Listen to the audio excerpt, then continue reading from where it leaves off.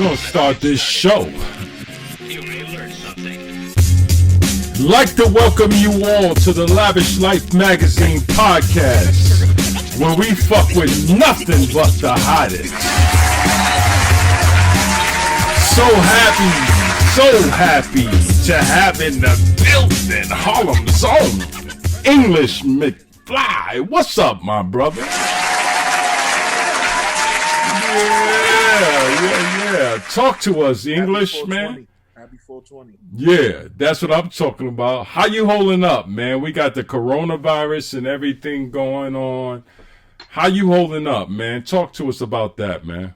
So, just praying that everybody, all the families and friends and everybody I know and their close families and their close family members and friends, are getting through this times, and just the best thing you could do is just spend time with your family.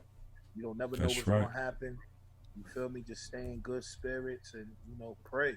That's it. That's the situation is something that you just send shit out the movie. So yeah, most definitely. Yeah, I agree with you 100%, man. I agree with you 100%.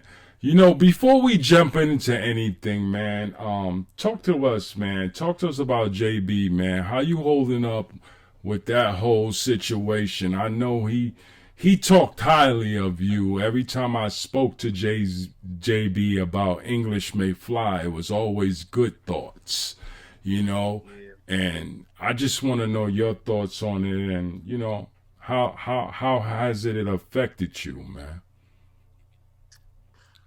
Shit fucked with me a lot, man. That was my boy. Like, I ain't get to, you feel me, really actually tell people how I really felt about the situation. Like, this shit really hurt my heart real bad. Like, right. You never know, as an artist, and coming up and doing this shit as long as I've been doing music, you understand? I come across a lot of people who like my music, but it's rare you come across people with that genuine love. You understand me? Definitely. And it's rare that you come across people that really appreciate you as a person, other than appreciate your music and appreciate you as an artist, other than the shit that you do on the streets. Right. Me? Yeah, that's a fact. That was one of the people, you feel me? That's why I appreciate you, bro, for having me, and it's love, bro. Thanks, bro. Thanks. Love for all my people who got love for me, you feel me? Because shit like that it's an eye opener for artists in my position, you feel me? Yeah. For the people that support us. When you lose one of them, when you lose a person who really supported you, a person who really believed in you, a person who really wanted to see you do good, when you no longer have that pat on your back, that shit is weakening. Yes. That shit is nerve-wracking. That shit is breaking. I lost a lot of niggas in the hood. I've been in the streets since I was fucking 8.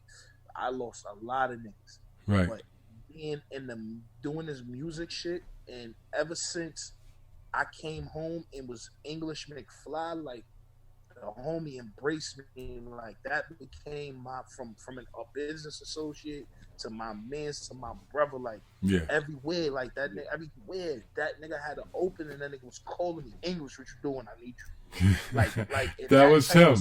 That was definitely him. Yes. And that type of support, to be able, man, I give my whole rap shit, bro. I give my life, bro, just to get that nigga to text my fucking phone. One time, and be bro, what you got? What new you got? Yeah. What's the new shit, bro? That's you him. Feel me? And a part of him going, even a part of him passing, bro, was so sudden, and that shit motivated me more. Yeah. Motivated me more to really put that mixtape out. Yeah. Yeah, that's the Brody right there. Yeah, you see him, right? Miss that nigga, man. I miss that drunk nigga, man. Talk. And you know what's his favorite shit? Talk your talk. He'll tell you that in a minute. Talk your talk, man. You know what I mean? That nigga being there already sipping. Nigga, he pulling up what we drinking. And he started. That's JB. That's JB, man. For real. We definitely got a rep for him always. But let me ask you this question, man. Let's just ask.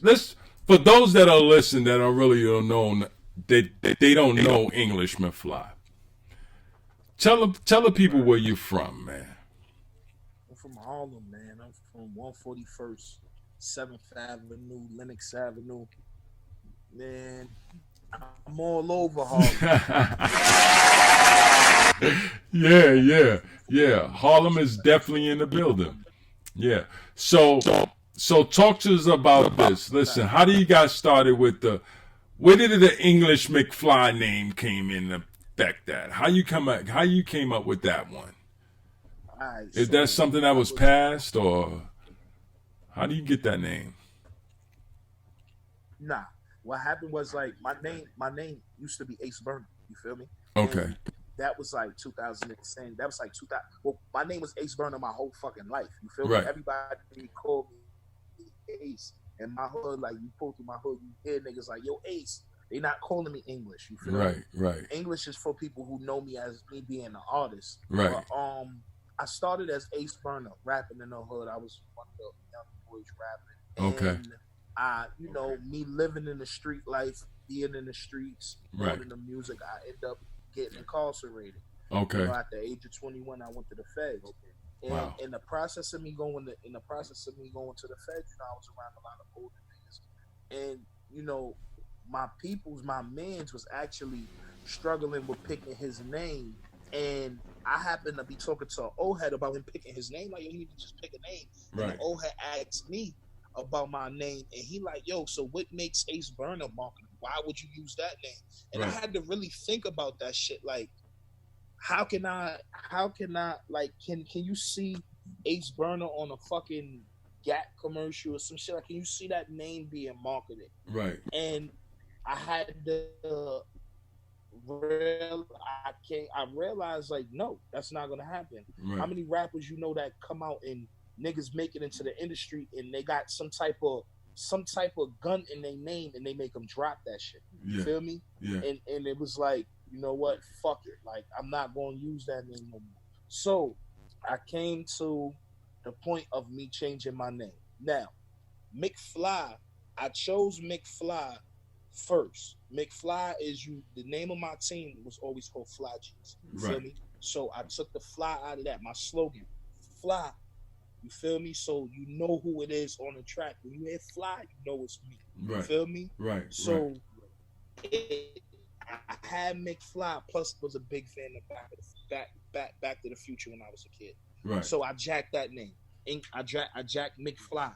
I said, I don't know what I'm gonna put on the beginning of Mcfly, but I need something that's gonna be like fire. So I needed something that was gonna say me. Other than Mcfly was like the hood part of me. MC Fly, all that shit. Right. I need something that was gonna be a description of me.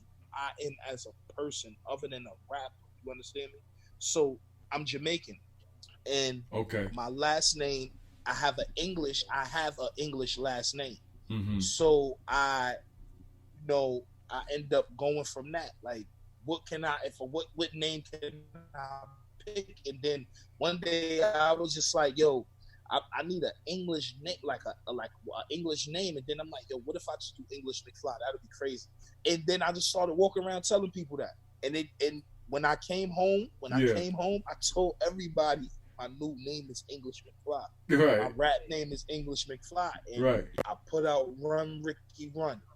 No, when I put out Run Ricky Run was the stamp, because Run Ricky Run went crazy. Now, was that the first? That was your first? That was your first song that you shot coming home? That was the first song. The first song I did coming home was called Step Your Game with me and my brother TG. Now, that's the first song I did, and a lot of people heard it, but a lot of people didn't hear it. Right. But Run Ricky Run, when I put that video out, it hit. Shout out to all the DJs.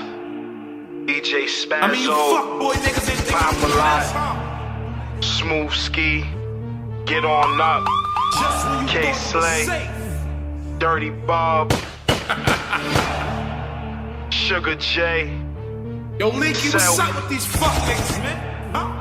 Flex. What's good, New York? Shot on my shooter, my little nigga strapped and he ready for war. Choppers and shotties, shots out the Mozzie, we have no respect for the law. Sending them straight to the morgue. What you think all these shooters is for? Where power is deadly is false.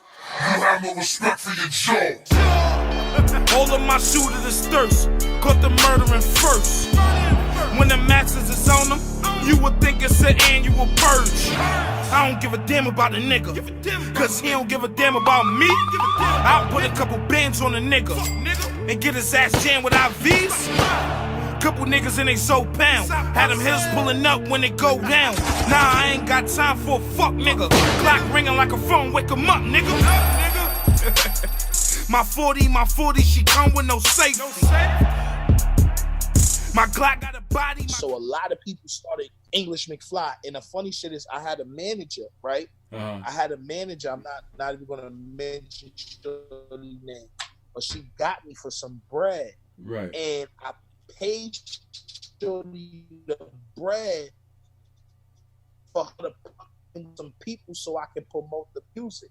Right. And the funny shit is, JB, she plugged me in with JB, and after that, JB heard Run Ricky Run. Yeah. And it was like it was me and that nigga was like this after that. Right. And Shorty burned me in the business deal and all that. I let that shit fly. But me and that nigga was rocking because that nigga, he just was like, yo, I see that shit in you, bro. And push. And a lot of shit came from, a lot of motivation that I had, that I did music came from that nigga. That's the whole crazy shit. So, you know, he was one of the first niggas that embraced English. That's how I got my name. That's crazy.